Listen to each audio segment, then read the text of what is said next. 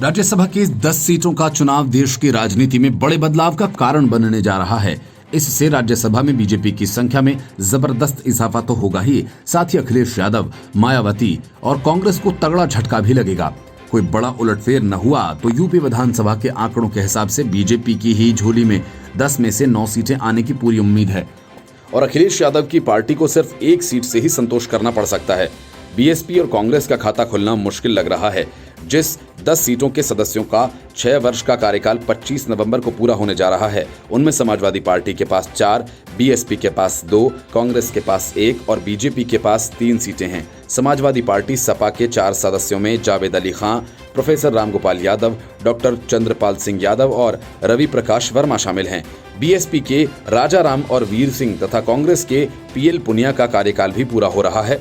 BJP के 3 सदस्यों में नीरज शेखर, अरुण सिंह और केंद्रीय मंत्री हरदीप पुरी शामिल हैं।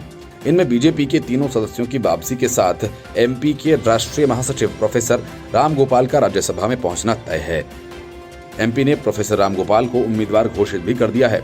वर्ष 2014 के चुनाव में इन 10 सीटों पर सपा के 6 सदस्य जीते थे।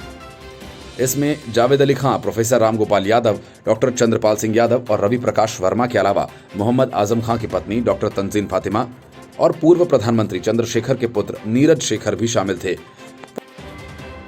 पर 2019 में लोकसभा सदस्य चुने जाने के बाद आजम खान के त्यागपत्र से रिक्त विधानसभा की रामपुर सीट के उपचुनाव में तंजीन ने एसपी के टिकट पर विधानसभा चुनाव जीतने के बाद राज्यसभा से इस्तीफा दे दिया था। उनकी जगह बीजेपी ने राष्ट्रीय महामंत्री अरुण सिंह को राज्यसभा भेज दिया था।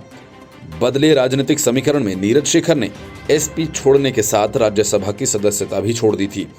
अब वे बीजेपी के राज्यसभा के सदस्य हैं। इस प्रकार एसपी के 4 ही सदस्य बचे। विधानसभा की 403 सीटों में इस समय 8 रिक्त स्थान हैं। शेष 395 में सहयोगी दलों सहित बीजेपी के पास 314 से अधिक विधायक हैं। इसमें 305 विधायक बीजेपी के ही हैं। राज्यसभा के एक उम्मीदवार को जीत के लिए कम से कम औसतन 39 से अधिक विधायकों का समर्थन चाहिए होता है। एसपी के पास 48, बीएसपी के पास 18 और कांग्रेस के पास सिर्फ 7 विधायकों का समर्थन है। राज्यसभा में यूपी की 31 सीटों का कोटा है। 10 सीटों के घोषित चुनाव में बीजेपी को अगर 9 सीटों पर जीत हासिल होती है तो वहां बीजेपी का आंकड़ा 23 हो जाएगा। यूपी और बीजेपी के 23 सदस्यों का आंकड़ा केंद्र की मोदी सरकार को राज्यसभा में सियासी ताकत देगा ही, साथ ही यूपी जैसे बड़े राज्य में बड़ी सियासी ताकत के प्रतीक सपा बसपा की राष्ट्रीय राजनीति में भूमिका को और सीमित करेगा। इसके बाद राज्यसभा में एसपी के सदस्यों की संख्या घटकर सिर्फ 5 और बीएसपी के भी सिर्फ 2 सदस्य बचेंगे। कांग्रेस के सदस्यों की संख्या यूपी से कपिल सिब्बल के रूप में सिर्फ 1 रह जाएगी।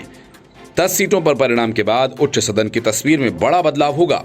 बीजेपी की अगुवाई वाले राजग के सदस्यों की संख्या 118 पहुंच जाएगी। सभी 245 सदस्यीय उच्च सदन में बहुमत का आंकड़ा 123 है। अभी 245 सदस्यीय उच्च सदन में बहुमत का आंकड़ा 123 है। नतीजे आने के बाद उच्च सदन में बीजेपी सदस्यों की संख्या 93 हो जाएगी।